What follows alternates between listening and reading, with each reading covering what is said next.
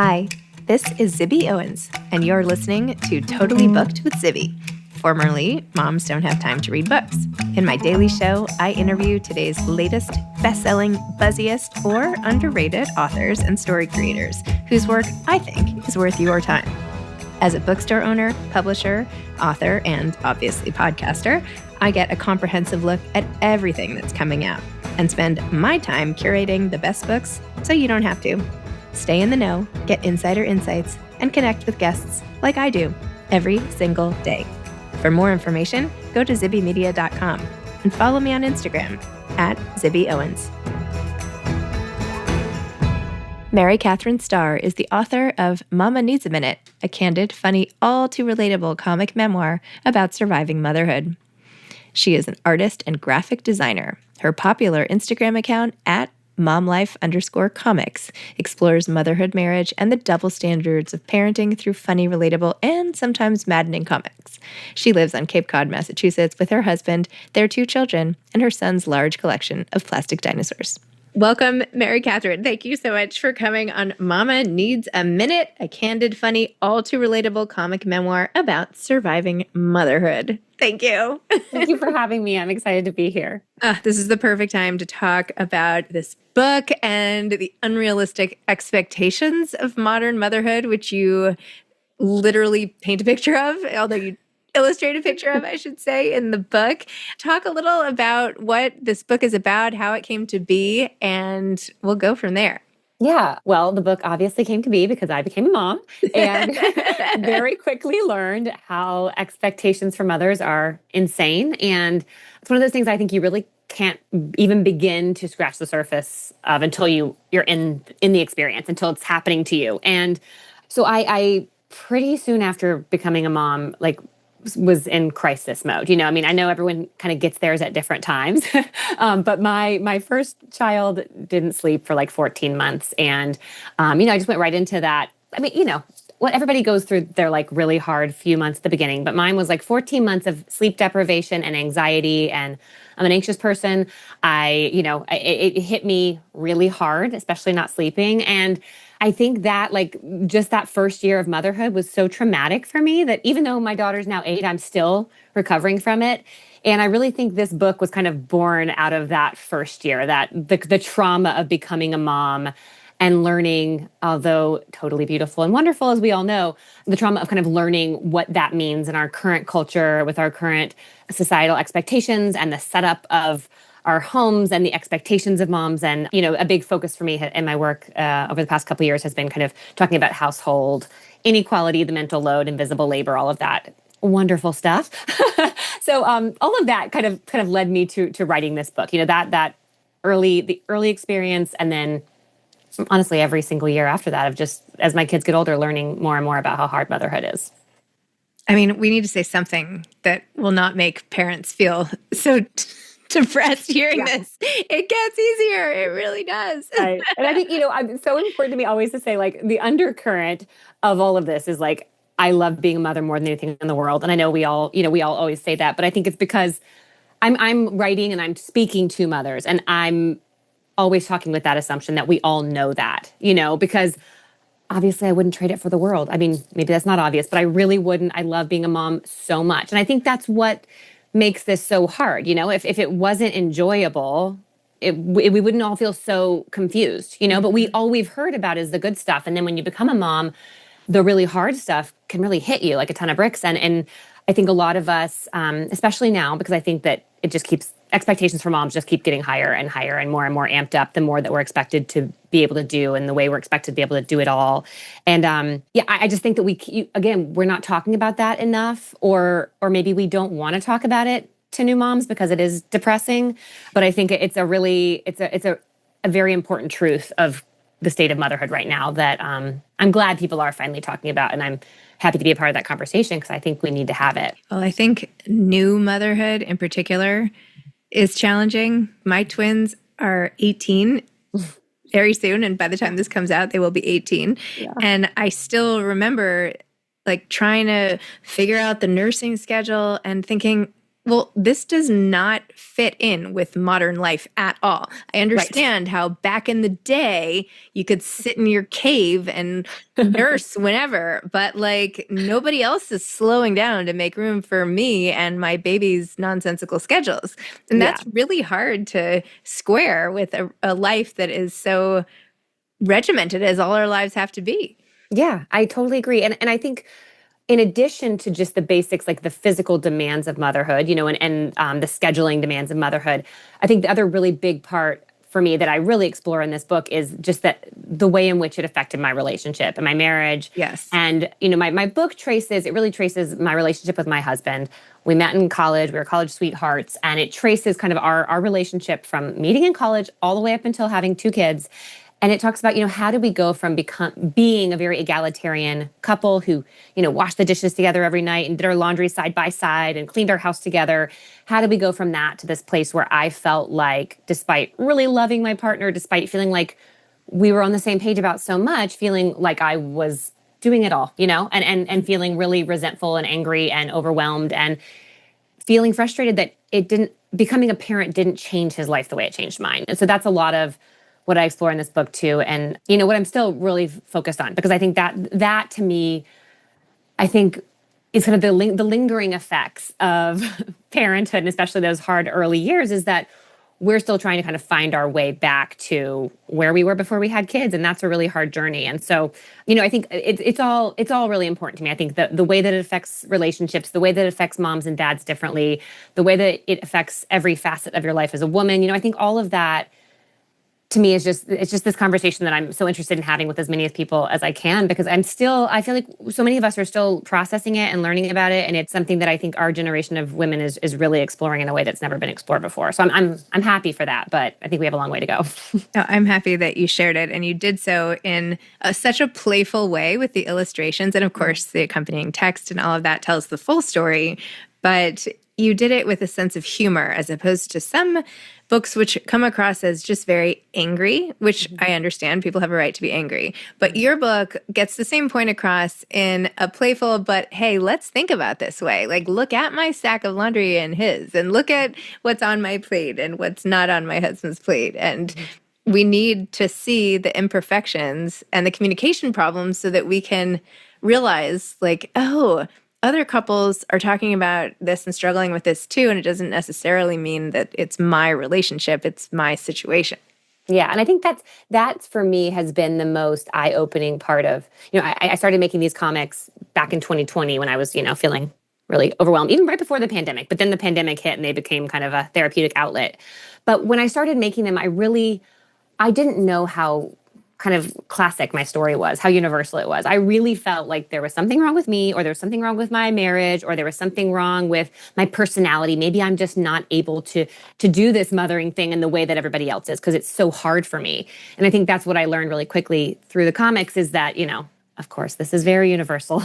So many mothers feel this way, and so many people in their commitment partnerships feel this way about, after having kids, about feeling really unequal, and one person feels like their whole life's been flipped upside down, the other person doesn't. I really learned that quickly, like, oh, this is something people all over I was getting messages from moms all over the world when my comics started kind of getting out there, saying like, I live in Botswana and we have the same exact issue here. It's like, I just didn't realize it was something so universal. And so I think for me, that really has helped me so much. And it's galvanized me, but it's also really, really helped me to normalize this. I don't think normalizing means accepting it, but to know that I'm not the problem. It's bigger than me. So now let's talk about why that is, and what we need to do about it, or what we can do about it.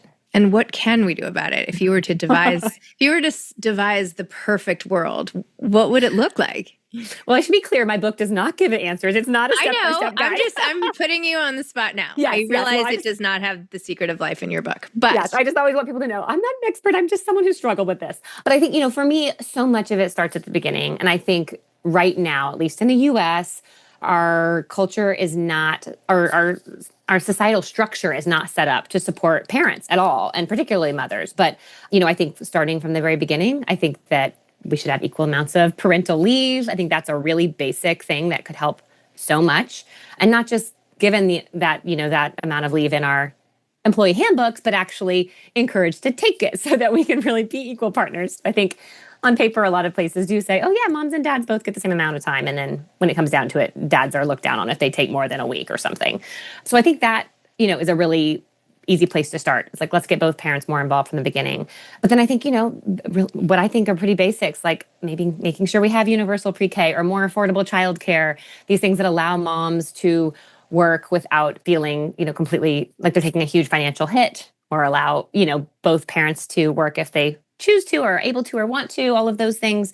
But I think, some of these real basic, to me, societal structures that a lot of other countries do have, I think we could start there just from the beginning to make it a little bit easier for parents. So that's my hope. But I think a big part of this too is dads need to step up, and we need to be educating our children that, I forget where I read this, but someone said, moms and women have been told our whole lives now that we can have it all.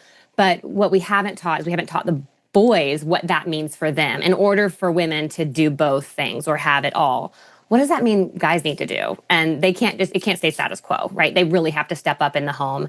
And so that's another part, I think, of the puzzle, is like really starting to educate our men and our boys about what it means for them. If we want to have women be a more active part of the world and of the workplace, which I do, I think most of us do, then we really need men to take an active role in the home. And I think that's right now not something not an expectation that culturally we have for men, even though this generation of fathers are much more, quote unquote, involved and hands-on than ever before. Well, I think it'll ripple down too.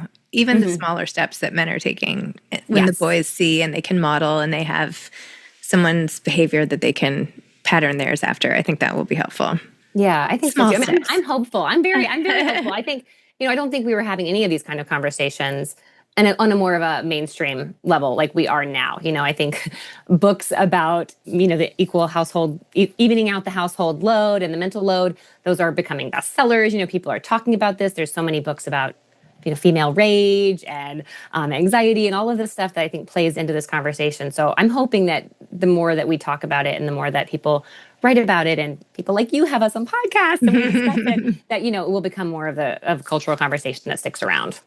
So what does your day-to-day life look like? How much time do you spend drawing? How do you draw? Is it on the computer? Is it by hand? How much do you spend writing versus childcare? Like, what is your day? What is your life like? Well, this year is the first year both my kids are in school on the same schedule. They're both in like our public school nearby and go to the same school. So this is the first year I've had like an actual normal, quote unquote, normal work schedule. So they go to school and I work all day. But I'm kind of like you in that I have a lot of different business, wear a lot of different hats. So I make my comics and I'm posting those. I also have a Substack where I post comics. And then I do a lot of sponsored comics or collaborations with like-minded brands or other content creators. And then I run a graphic design business. So I'm also doing that with a partner. So we have that going, teach yoga in the evening. So, every day is a little different. Like it's a lot of just, okay, what's on the docket today? I try to batch my work and focus, but I'm doing a lot more drawing now than ever before, which I love. It's, that's my happy place. And I love it because I can listen to audiobooks and podcasts while I draw. So that's always fun. But yeah, so I'm still, probably like you, doing a lot of different things on a daily basis, but I wouldn't have it any other way. Well, I love doing it that way because I feel like I would get bored otherwise. I love being able to jump around and try things and switch gears. Like I like switching gears. Yeah. And every time I get overwhelmed and I'm like, oh, I've got to let something go. I look at all the stuff I'm doing and I go, well, nope, can't let anything go. Not going to happen. I love it all too much. So, here we are. Wow. And teaching yoga too. Wow. I only teach 2 classes a week these days. It used to be a lot more, but only. It's nice, I haven't even done 2 yoga classes in like the last 2 years. So the fact that you teach 2 a week. Okay. It's time with adults and humans. I work from home by myself and it's a lot of drawing. So it is nice to be out with other people every once in a while. And how do you do the drawing?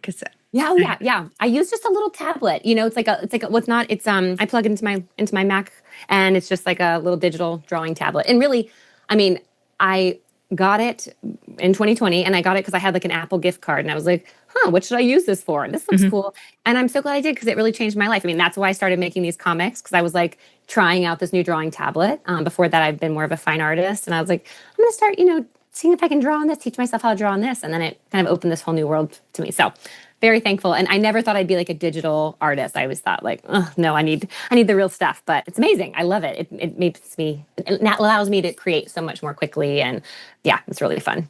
And how do you, in your graphic design business, what are you making? Like logos and posters? Or are you doing like what? Yeah. Logos, marketing materials, branding. We do websites, stuff like that. So I've been doing that. That's been kind of my, my day job for many years now. And it's great because, I have it up. It's just another mom who's my business partner, good friend, longtime friend. And so we can scale it up and scale it down. And, in the summers, we stop taking any new clients and just kind of keep it smaller. And so it's great. It's, like you said, like it's nice it keeps me from getting bored. It's nice to have other outlets for my creativity besides just the comics. So it's good. Yeah. Amazing. Yeah. So what advice would you have for someone who is undertaking a creative project like yours? Well, I think the most important thing for me is just like to keep creating. I've had lots of different iterations of my life as an artist. When I came out of school, I was focusing on oil painting, and then I started doing like greeting cards, and then I started doing custom art for people. It's been all different things. Sometimes it's graphic design, now it's comics. But I'd say if you're a creative person, just keep creating. And I think that's really hard, especially for moms. And because being creative is like such a part of my self-expression and my way of like my therapy, some people journal. I don't journal, I create. And so I think that's just always what I tell people, like if there's anything, if that's important to you and that's a part of your life, which I think everybody has some sort of creative practice, maybe it's cooking, but to just make time for it. And then that's so much easier said than done when you're, especially in the early years of motherhood. But any way that you can, even if it's just small little bits, I think that's really what's enabled me to kind of get to this place where I'm able to do it much more for my job, because I just never stopped creating. Maybe I didn't have a choice. It's it's kind of like that internal drive. But yeah, I think that makes a huge difference. Have you ever talked to Jess Johnston, who wrote Perfect is Boring and It Tastes Like Kale? No, and I've never even heard of that book. Okay, so I just had her on right before you, and I was joking with her that she needed to start a line of greeting cards with some of these sayings about how life for moms doesn't have to be perfect. So I think I should put the two of you in touch. I'm going to do that after amazing. this. That's amazing. Well, I also have to tell you, I just love the name of what this podcast used to be. And you told me that moms don't have time to read books, because I think that's so true, but also like reading is the best when you're a mom because it's such a perfect escape. And I love that message. Thank you. Yes, yeah. That will always be an unofficial subtitle. Yeah, it's amazing. Well, thank you so much for coming on. I loved our Core Club event together and getting to meet you in person. And you were just so articulate, and I can't wait to see, and obviously just so talented. And I can't wait to see what the future brings for you. I'll be following along, eagerly watching. So congrats. Thank you. And thanks for everything you do for female authors and authors in general. You're amazing. Thank you. Okay. All right. Bye-bye. Thanks. Bye. Thank you for listening to Totally Booked with Zibby, formerly Moms Don't Have Time to Read Books.